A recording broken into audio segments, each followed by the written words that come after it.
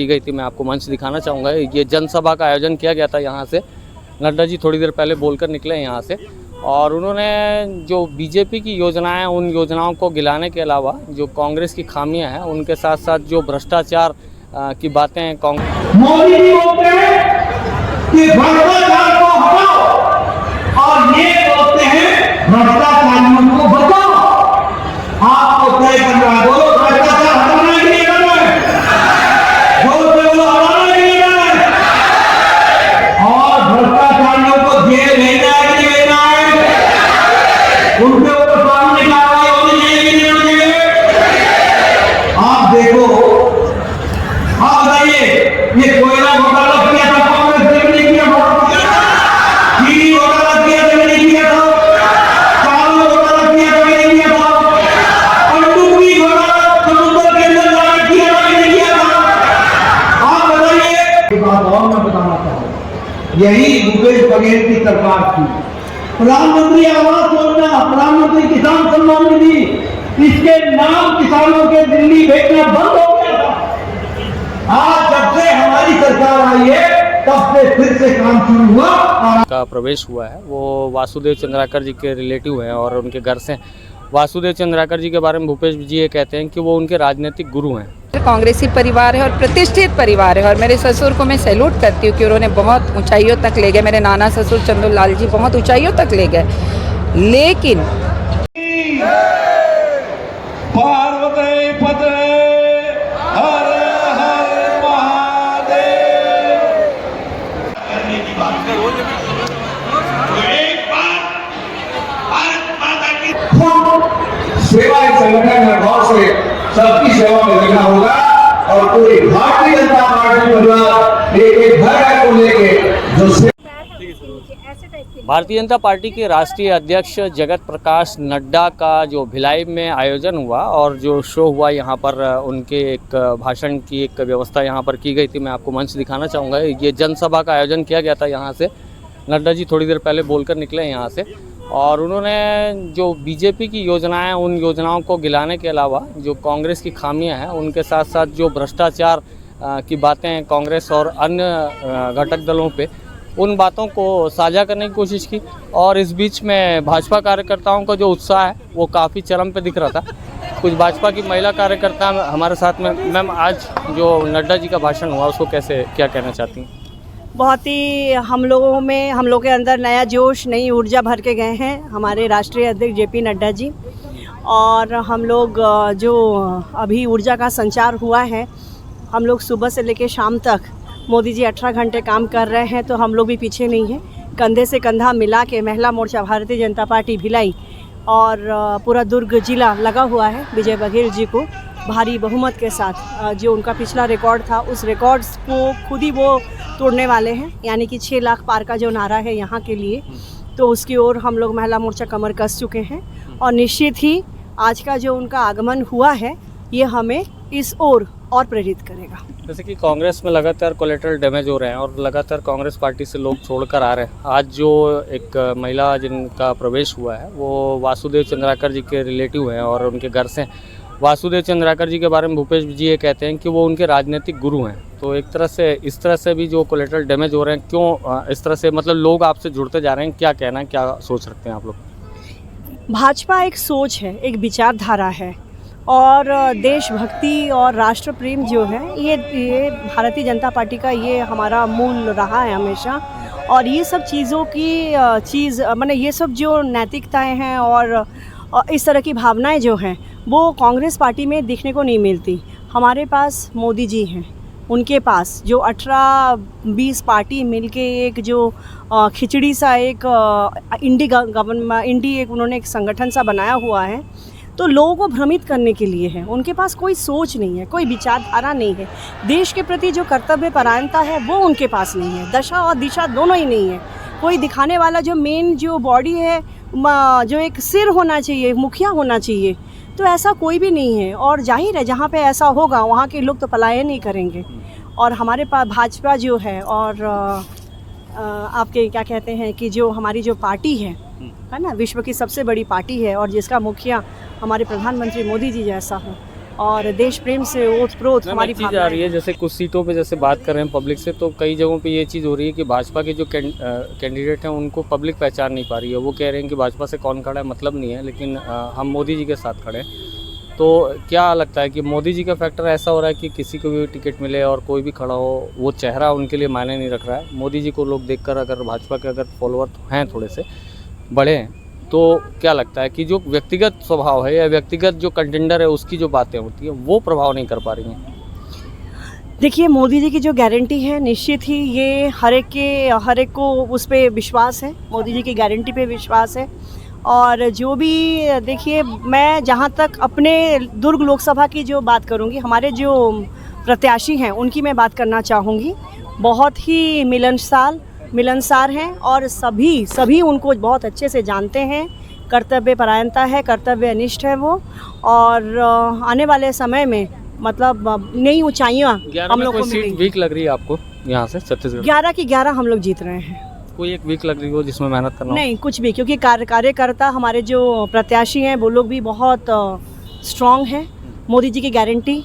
और ऊपर से हमारे जो कार्यकर्ता हैं, हमारा जो माइक्रो मैनेजमेंट है, वो माइक्रो मैनेजमेंट हमारा और हमारे कार्यकर्ताओं का जो दिन रात जो कड़ी मेहनत है, ये हमें 11 से 11 सीट यहाँ से भी हम जीतेंगे और 400 की 400।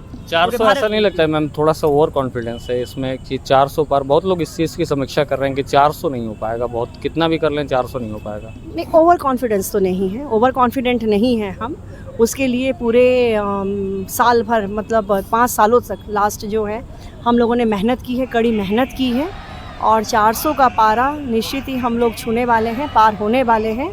और हमने काम करके दिखाया है ना, 10 साल बेवजह बात नहीं कर रहे हैं, हम लोगों ने काम किया है। उस काम का हिसाब है, रिपोर्ट कार्ड है हमारे पास, हम रिपोर्ट कार्ड लेके जा रहे हैं। और हमने जो काम किया है उसके ऊपर हमें ये विश्वास है कि जनता 400 पार में मोहर लगाएगी और हम निश्चित ही 400 पार करने वाले हैं। बहुत शुक्रिया बात करने के लिए।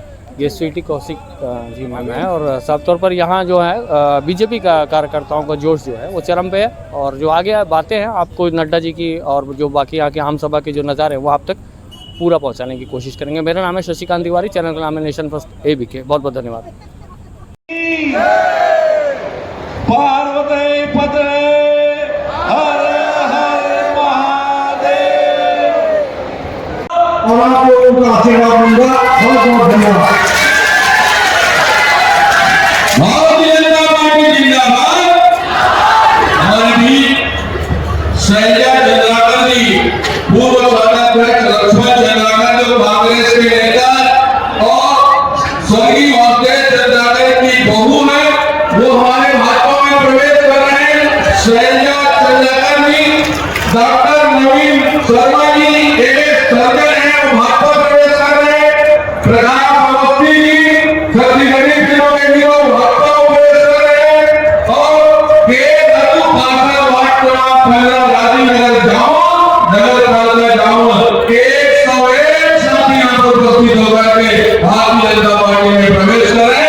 इन सभी लोगों को मैं भाजपा परिवार में स्वागत करते हुए नरेंद्र मोदी जी पूर्णिया जनता कांग्रेस जोगी से विधानसभा चुनाव लड़ने खड़े विधानसभा में आज भी आप भी भाजपा प्रवेश करें।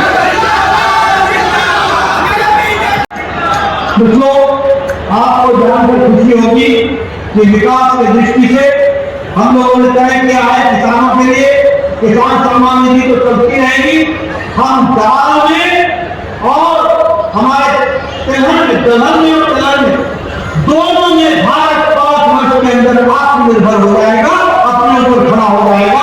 इस तरीके से हम काम करेंगे और उसी तरीके से हम मिलेट के लिए, बाजरा के लिए, अपने छोटा अनाज उत्पादक है उसके लिए भारत अब दुनिया का मिलेट का हब बन जाएगा। इस तरीके से हम काम को आगे बढ़ाएंगे। इसको हम मित्रों, मैं विकास की तो लंबी कहानी आपको बता सकता हूं, लेकिन मुझे ये बताना होगा कि आपको उजाले का महत्व तब समझ में आएगा जब आपको अंधेरा ध्यान में आएगा। अमावस्या जब आपके ध्यान में नहीं होगी, पूर्णमासी का मजा नहीं आएगा। और इसलिए मैं आपको बताना चाहता हूं, एक तरफ तो मोदी जी के नेतृत्व में विकास ही विकास है,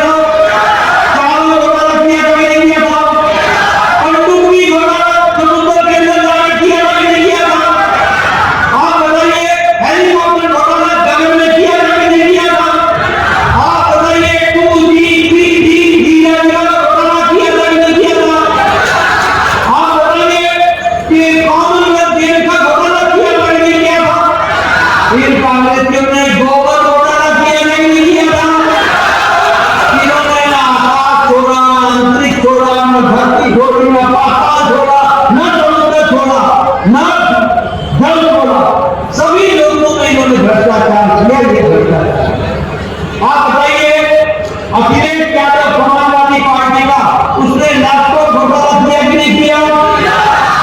उसने ये गोमती रिवर रोड में घोटाला किया कि नहीं किया? अनाज का घोटाला किया कि नहीं किया? लालू ने चारा घोटाला किया कि नहीं किया? आप बताइए, लालू ने कचरा घोटाला किया कि नहीं किया? आप बताइए, लालू ने जमीन के ऊपर नौकरी का घोटाला किया कि नहीं किया? आप बताइए, ये बीआरएस की बेटी कविता ने शराब का घोटाला किया कि नहीं किया? आप बताइए, ये डीएमके के नेता ने बालू घोटाला किया कि नहीं किया? आप बताइए, ममता की सरकार ने टीचर भर्ती घोटाला किया कि नहीं किया? आप बताइए, उन्होंने रोड रैली घोटाला किया कि नहीं किया? आप बताइए, उन्होंने परीक्षा में घोटाला किया कि नहीं किया? आप बताइए, छत्तीसगढ़ में भर्ती का घोटाला हुआ कि नहीं? ये घोटालेबाज, ये सारे घोटालेबाज एक साथ इकट्ठे हैं। हाँ बताओ, राहुल गांधी मेरे तरह की नहीं है? जोर से बोलो भैया, राहुल गांधी मेरे तरह की नहीं, सोनिया गांधी मेरे तरह है, लालू प्रसाद यादव मेरे तरह है, तेजस्वी यादव मेरे तरह है, तेज प्रताप मेरे तरह है, निशा हावी मेरे तरह है। आप बताइए, ये सदन ये पंडित सिंह मेरे तरह है। आप बताइए, पी चिदम्बरम मेरे तरह है। आप बताइए, कार्तिक चिदम्बरम मेरे तरह है। आप बताइए, टीएमसी के मंत्री जेल पर है। आप बताइए, डीएमके के मंत्री जेल पर है। आप बताइए, मनीष सिसोदिया जेल में है कि नहीं है? आप बताइए, ये अरविंद केजरीवाल जेल में है कि नहीं है?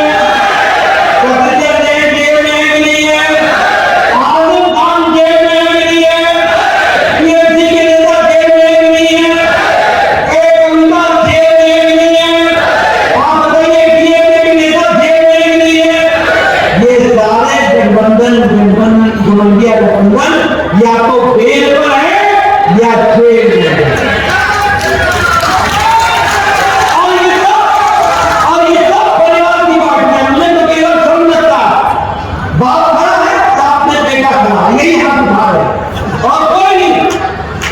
आपने देखा होगा तो समझे, बाप बेटा पत्नी, इसके बारे और कोई बेटा नहीं है। मैं आपको भारत की तस्वीर खींच के बताता हूँ। बोलो, फरूक अब्दुल्ला का बेटा उमर अब्दुल्ला बाप बेटे की पार्टी है कि नहीं है? आप बताइए, मुफ्ती और बेटी बहन की पार्टी है कि नहीं है? आप बताइए, सुखबीर सिंह बादल परिवार की पार्टी है कि नहीं है? चौटाला परिवार की पार्टी है कि नहीं है? अखिलेश सिंह इन्होंने चाचा भी निकाल दिया, ये परिवार की पार्टी है कि नहीं है? आप बताइए, ये लालू यादव, राबड़ी यादव, ये तेजस्वी, ये तेज प्रताप, ये निशा, ये भारती, ये पार्टी परिवार की पार्टी है कि नहीं है? आप बताइए, ममता और अभिषेक परिवार की पार्टी है कि नहीं है? आप बताइए, ये केसीआर, केटीआर, कविता, ये परिवार की पार्टी है कि नहीं है? आप बताइए, स्टालिन और उदयनिधि स्टालिन परिवार की पार्टी है कि नहीं है? आप बताइए, शरद पवार, सुप्रिया सुले परिवार की पार्टी है कि नहीं है? इन्होंने अजीत पवार को निकाल दिया। आप बताइए, उद्धव ठाकरे और आदित्य ठाकरे परिवार की पार्टी है कि नहीं है? ये सब अपने बेटे को मुख्यमंत्री बनाने को लगे, इनको आपसे कोई लेना देना नहीं है, कोई लेना देना नहीं। और ये सब राम विरोधी पार्टी, ये कांग्रेस पार्टी राम विरोधी पार्टी। ध्यान रखिएगा, ये मनमोहन सिंह की सरकार थी, सोनिया गांधी चेयरपर्सन थी, तब कहा था राम काल्पनिक है, ऐतिहासिक वजूद नहीं है, इसका कोई साइंटिफिक प्रमाण नहीं है, इसका कोई वैज्ञानिक आधार नहीं है। ये कांग्रेस पार्टी राम के बारे में बोलती थी। जिस रामलला को करोड़ों लोग रामलला को विराजमान और प्राण प्रतिष्ठा के जीवन देने के लिए तैयार थे, वो कांग्रेस पार्टी बोलती है राम काल्पनिक है, राम का कोई वैज्ञानिक आधार नहीं है, राम का कोई ऐतिहासिक आधार नहीं है। ऐसे लोगों को आगे आने देना है क्या? आने दोगे क्या? मैं आपको सामने बताना चाहता हूँ। आप बताइए, ये उदयनिधि स्टालिन ने बोला था कि नहीं बोला था कि ये सनातन धर्म डेंगू है? बोला था कि नहीं बोला था? मलेरिया है, बोला था कि नहीं बोला था? एक वाले ने बोला था कि नहीं, ये HIV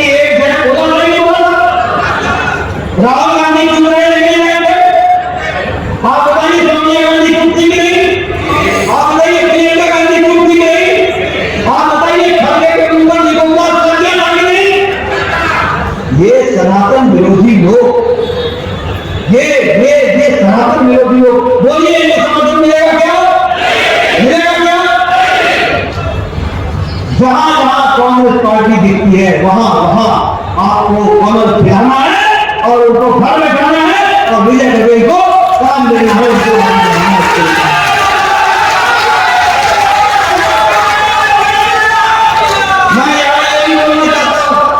मैं यहाँ ये भी आपको बताना चाहता हूँ, नोट कर लो मेरी बात।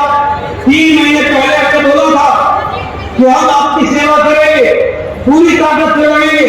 आज मैं आपके सामने बताने आया हूँ कि धान की खरीदी किसानों के लिए प्रति एकड़, नोट कर ले पत्रकार मित्रों, 19,257 रुपए के हिसाब से, 19,257 रुपए के हिसाब से 24,75,000 किसानों के खाते में 13,320 करोड़ रुपए पहुंचा दिए गए हैं। इस तरीके से बन रहे कि नहीं बन रहे? एयरपोर्ट का विकास हो रहा है कि नहीं हो रहा है? आप बताइए, स्टेट हाईवे बन रहे कि नहीं बन रहे? हर दृष्टि से विकास इंफ्रास्ट्रक्चर का हो रहा है कि नहीं हो रहा है? और एक बात और मैं बताना चाहूँ, यही भूपेश बघेल की सरकार थी। प्रधानमंत्री आवास योजना, प्रधानमंत्री किसान सम्मान निधि, इसके नाम किसानों के दिल्ली भेजना बंद हो गया था। आज जब से हमारी सरकार आई है तब से फिर से काम शुरू हुआ और आवास योजना से लेकर किसान सम्मान निधि सब पर काम चल रहा है। उसको भी हमको ध्यान रखना है। मैं विकास की जो लंबी कहानी आपको बता सकता हूँ, लेकिन मैं ये बताना चाहता हूँ कि प्रधानमंत्री जी ने तय किया है कि प्रधानमंत्री किसान सम्मान निधि और आपके 6,000 रुपए उसमें जो जोड़े जाते हैं, वो जोड़कर अगले 5 साल तक किसान सम्मान निधि चलती रहेगी। इस बात को हम विश्वास करते हैं। उसी तरीके से गरीब कल्याण योजना चलता रहेगा और 3 करोड़ बहनों को हम लखपति दीदी बनाएंगे। ये मोदी जी का संकल्प है, इसको हम आगे बढ़ाएंगे। मैं ये भी आपको बताना चाहूंगा एक खुशखबरी, और वो खुशखबरी है कि अभी आप बिजली का बिल देते हैं, 5 साल बाद आपको बिजली का बिल नहीं देना पड़ेगा और पीएम सूर्य घर मुफ्त बिजली, यानी सौर ऊर्जा से हर व्यक्ति के छत पर सौर ऊर्जा लगेगी और बिजली मुफ्त होगी। और अपनी आमदनी से अपनी बिजली खर्च होने से ज्यादा जो बिजली पैदा होगी उसको सरकार खरीदेगी और आपको कमाई का जरिया भी मिलेगा। उस तरीके से काम होगा। प्रोडक्शन करवाओ और देश में हम 4थे नंबर का प्रोडक्शन कर रहे थे, 4थे नंबर पर। आज दुनिया में हम दूसरे नंबर का स्टील प्रोड्यूसर हो गए, स्टील के मैन्युफैक्चरर। ये मोदी जी के नेतृत्व में विकास की दृष्टि से काम होगा। और यहाँ मैं आपको बताना चाहता हूँ कि स्टील के प्रोडक्शन में 5 साल पहले 500 मिलियन टन था, आज वो 400 मिलियन टन हो गया। इसके बाद 10,000 का निर्णय किया और 70 करोड़ की व्यवस्था कर दी। एक तरह शांत हो जाओ।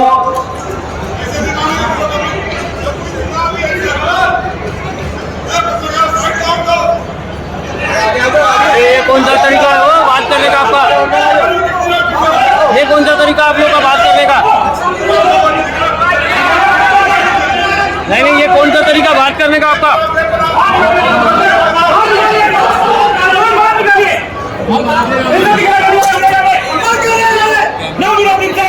शांत हो जाइए।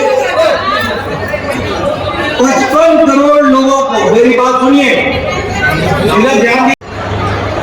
हमारे मंत्री राम वर्मा जी, जिला के अध्यक्ष महेश वर्मा जी, मेरे बहुत ही बड़े साथी पूर्व सांसद राम जी और मेरे अध्यक्ष जी जो संयोजक हैं, सम्मानित हम सभी विधायक और यहाँ इस सभा में एकत्र आए देवी और सज्जनों, मीडिया के मेरे साथी, प्रिंट मीडिया के इलेक्ट्रॉनिक मीडिया के मेरे साथ, हम सब लोग विजय बघेल जी की चुनाव में उनको सफलता मिले और लोकसभा में पहुंचे, इस अपील के साथ आपके साथ यहाँ पर सभा में एकत्र आए।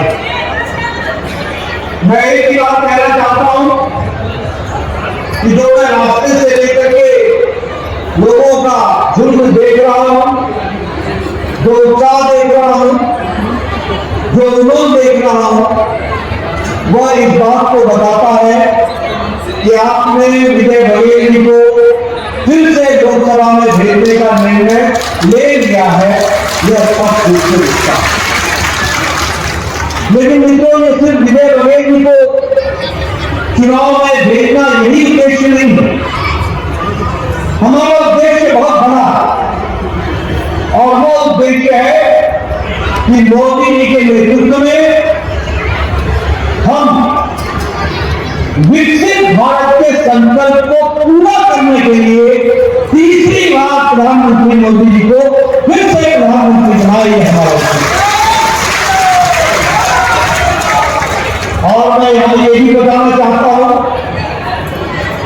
कि जो आप नारा लगा रहे हैं अपनी बात 405,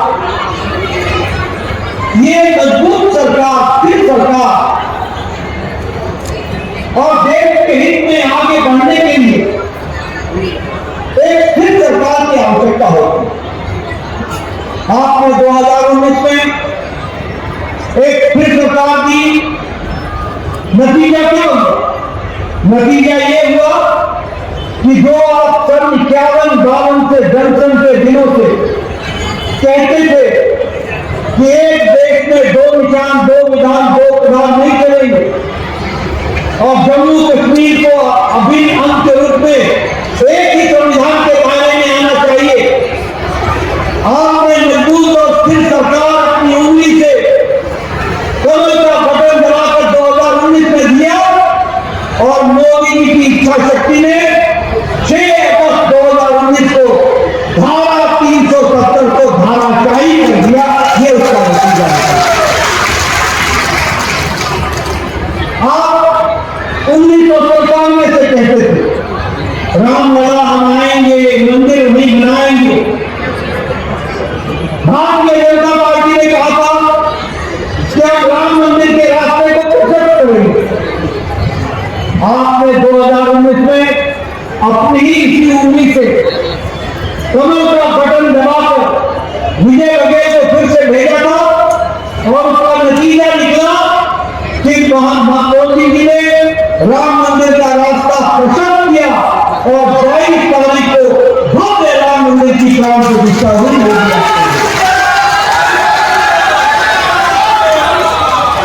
हमने मन में भारी सबका साथ, सबका विकास, सबका विकास, सबका प्रयास,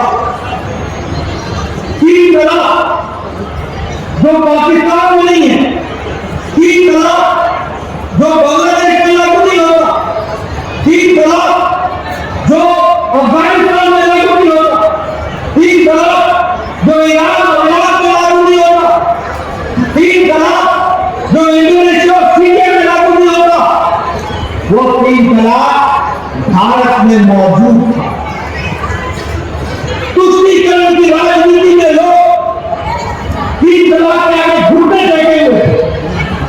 सुप्रीम कोर्ट ने कहा कि 3 तलाक समाप्त होना चाहिए, लेकिन किसी ने भी हिम्मत नहीं की। आपने मोदी जी के स्थिर सरकार दी और आपने बटन दबाया कमल का और विजय बघेल ने 3 तलाक के खिलाफ बटन दबाया और मुस्लिम महिलाओं को आजाद कर दिया। ये भारत का रक्षा है। हमारे विभाजन के बाद हमारे हिंदू भाई, हमारे क्रिश्चियन भाई, हमारे सिख भाई, हमारे पारसी भाई बांग्लादेश, पाकिस्तान, अफगानिस्तान से धार्मिक कारणों से प्रताड़ना होकर वो भारत में आए थे। वो 20 साल तक नहीं आए, 20 साल से नहीं तो मेडिकल कॉलेज का इंजीनियरिंग कॉलेज में एडमिशन उनके बच्चे नहीं ले सकते थे, वो मकान नहीं खरीद सकते थे क्योंकि उनको नागरिकता नहीं। आपने स्थिर सरकार बनाई मोदी जी ने सिटीजन अमेंडमेंट एक्ट बनाकर कानून बना दिया और आज उनको नागरिकता का अधिकार मिला। इस तरीके से काम को आगे बढ़ाया। मित्रों, मोदी जी ने राजनीति का तरीका, ढंग, ढर्रा, चाल चलन सब बदल। पहले राजनीति होती थी जाति क्या था, पहले राजनीति होती थी धर्म क्या था, पहले राजनीति होती थी लोग लुभावने भाषण देकर के लोग लुभावने वायदे करते। मोदी जी ने न जात पर न पात पर विकासवाद पर राजनीति को ले गए और भारत के विकास के साथ उसको जोड़ने का काम। जब प्रधानमंत्री मोदी जी ने 2014 में संकल्प लिया तो उन्होंने कहा था मेरी सरकार गांव की सरकार हो, मेरी सरकार गरीब की सरकार हो, मेरी सरकार दलितों की सरकार हो, मेरी सरकार वंचितों की सरकार हो, मेरी सरकार युवाओं की सरकार हो, मेरी सरकार किसानों की सरकार हो, मेरी सरकार महिलाओं की सरकार हो।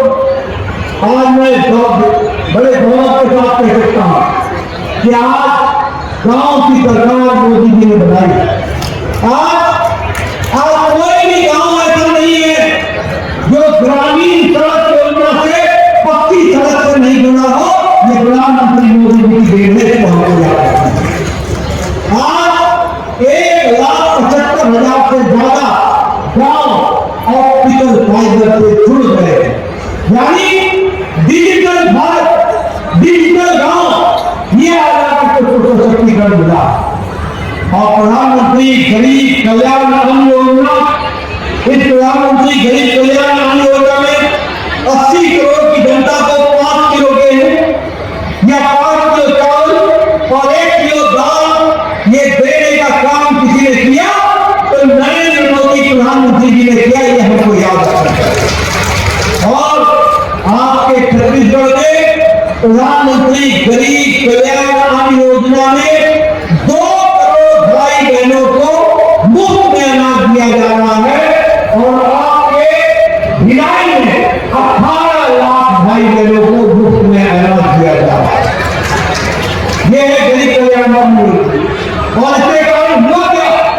इसके कारण ये हुआ कि नीति आयोग बोलता है कि 25 करोड़ लोग जो गरीबी की रेखा से नीचे थे उनको मोदी जी ने गरीबी की रेखा से बाहर निकाल दिया।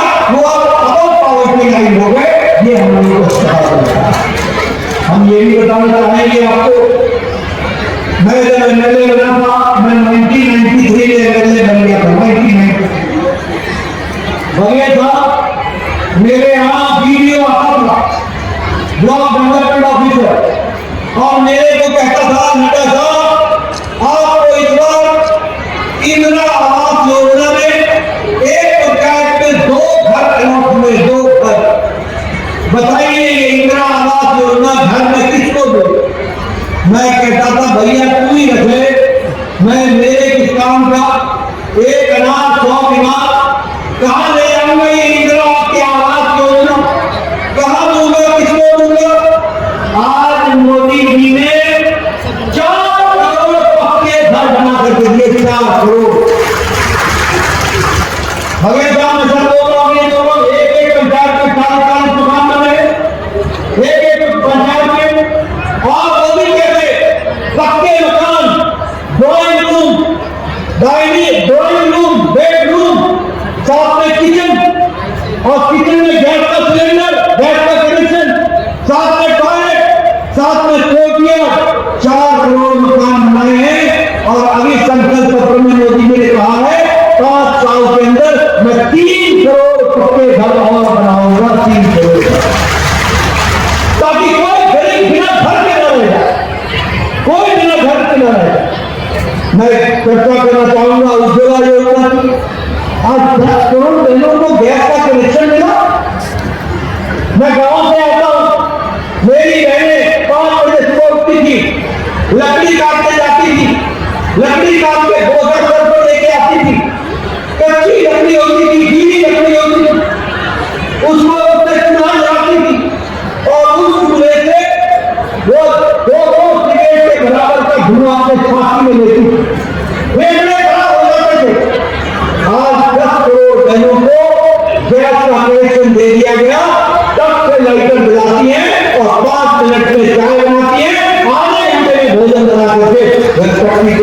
सशक्तिकरण हुआ।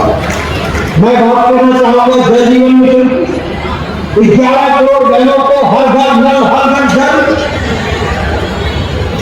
साहब मैं आपको क्या बताऊं, गर्मी में एमएलए था, गर्मी में गांव घूमना मुश्किल होता, बहने घेर रही थी, खाली घेरा बताती थी मेरे सामने, बोलती थी ये है मेरा पानी, 3-3 घंटे मेरे को जाना पड़ता है बावड़ी में, कुएं में, और पानी लाना पड़ता है, 3 घंटे मेरे जाते हैं। आज हर घर नल, हर घर जल, और 36 लाख कनेक्शन, 11 करोड़ कनेक्शन देश में दिए, 36 लाख कनेक्शन आपके छत्तीसगढ़ में दिए, और उसमें भी 2,30,000 कनेक्शन भिलाई में दिए, भिलाई के गांव में दिए। आयुष्मान भारत 5 लाख का हेल्थ कवर, आप भी तो लंबे समय से राजनीति में हैं, चंदन साहब के हमारे सांसद होते थे, राजीव जी हमारे नेता होते थे, भाई साहब हमारे सुनाते थे। उस समय क्या होता था, आप चिट्ठी लिखते थे, मेरे इलाके के आदमी का बाईपास होना है, इसका ब्रांड लगना है, इसकी स्टैंड लगने हैं, और इसके लिए 2 लाख रुपए लगेगा, 2.5 लाख रुपए लगेगा, 1.5 लाख रुपए लगेगा, 1 लाख रुपए लगेगा। आप प्रधानमंत्री और मुख्यमंत्री क्या अपील करते हैं?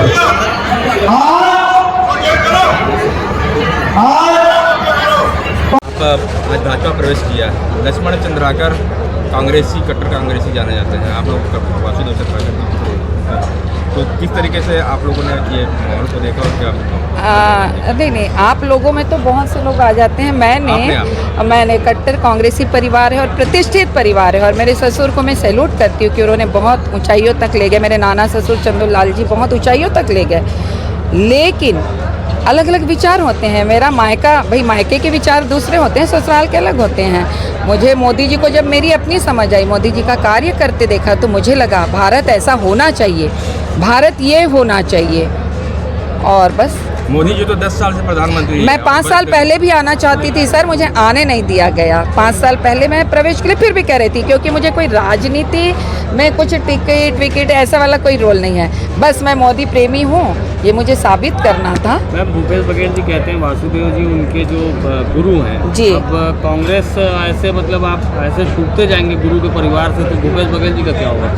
ये तो मुझे नहीं पता सर, मैंने पुनः कहा कि मुझे राजनीति नहीं, मैं अध्यात्म से हूँ, और किसी तो राजनीतिक मंच पे है ना भाजपा? नहीं, मैंने ज्वाइन किया तो राजनीतिक मंच ज्वाइन किया, मतलब प्रवेश किया कि मैं अपने मायके वापस आ गई सर। मैं कुछ राजनीति अभी कर रही हूँ ऐसा तो नहीं है, मैं आध्यात्म के जरिए लोगों के श्वासों को देखूंगी, उन्हें शांत करूंगी, अभी तो मेरा यही काम है। क्या लक्ष्य क्या है? राजनीति में, हाँ, राजनीति में आई है, क्या लक्ष्य पार्टी ज्वाइन किया है? तो मैं इसके जरिए लोगों को शांत करूंगी और सही निर्णय लेने का निर्देश दूंगी कि सही निर्णय ले। एक व्यक्ति ये पैसों के कारण, इसके कारण ये पार्टी बदल, वो पार्टी ना, आप ब्रीदिंग टेक्निक करें, जब आप रिलैक्स हैं तो आपका निर्णय सही होगा, और आपके सामने है, काम आपके सामने है। नथिंग, नो टिकट, नो पद। मैम, स्ट्रेट फॉरवर्ड बात करते हैं, आप पॉलिटिकल मंच में हैं, पॉलिटिक्स ज्वाइन करी हैं, क्या लगता है आपको कि कांग्रेस ने देश का भला किया या कांग्रेस ने देश को बर्बाद किया? सर सीधी बात है, मोदी जी ने ऊंचाइयों को ले गया है। कांग्रेस की जब तक हम कहते बर्बाद हुआ या अच्छा हुआ, तब समझ नहीं थी, तब वोट डालते थे, और अब निर्णय लेते हैं सर। मोदी है तो भारत है, भारत की सुरक्षा है सर। भ्रष्टाचार आपको दिखा कांग्रेस के वाले? ज़्यादा सर इन्वॉल्व नहीं हुए तो मैं फिर कहूँगी ना, जब तक राजनीति की समझ नहीं है तो भ्रष्टाचार हुआ, ये सब मैं नहीं कहूँगी, क्योंकि इसकी मुझे समझ नहीं है। पर मोदी है तो ऊंचाइयाँ है, ये मैं मानती हूँ, सनातनी। सभी हमारे कर्मठ, ईमानदार, बुझारू कार्यकर्ता भाइयों बहनों, युवा साथियों का भी हार्दिक अभिनंदन, स्वागत है। आज हमें ऐसे राष्ट्रीय अध्यक्ष मिले हैं भारतीय जनता पार्टी के, जिन्होंने अटल जी के इस बनाए हुए उनकी अध्यक्षता में सन 1980 में जो भारतीय जनता पार्टी की नींव रखी गई, मजबूत नींव रखी गई, उस मजबूत नींव को और ज्यादा मजबूत बनाते हुए करोड़ संख्या वाली राजनीतिक पार्टी बनाने में जिन्होंने अपनी सक्षमता दिखाई, ऐसे माननीय राष्ट्रीय अध्यक्ष हम सब ने एक बार बहुत बहुत स्वागत करते मिलना चाहते हैं।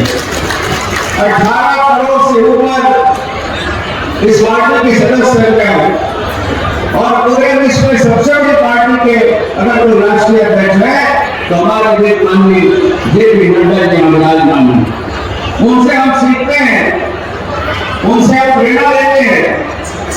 उन्होंने कोरोना काल जैसे विकराल स्थिति में किस तरह पूरे भारतीय जनता पार्टी परिवार को सेवा ही संगठन का अमल कर दिया। और उस समय जब पूरा विश्व डरा रहा था, आशंका में डूबा था, चारों अफरा तफरी थी, तब हमारे नेता माननीय नरेंद्र मोदी जी जिनके सक्षम हाथों में यहाँ की बात हो, हिंदुस्तान की बात हो है, और हमारे ऐसे राष्ट्रीय अध्यक्ष जिनके मजबूत हाथों में हमारे संगठन है, उन दोनों के दृढ़ संकल्प के आधार पर जनता ने भाव लगाई कि हम अगर इस महामारी से हमें जूझना है, इस महामारी से लोगों का प्राण बचाना है, तो हमें खुद सेवा इस संगठन में भाव से सबकी सेवा में लगना होगा। और पूरी भारतीय जनता पार्टी परिवार एक घर को लेके जो सेवा का भाव आप सबने समर्पित किया, आज उसका प्रतिफल है कि विश्व में हम सब पहले नंबर पर उस बीमारी से जूझने वाला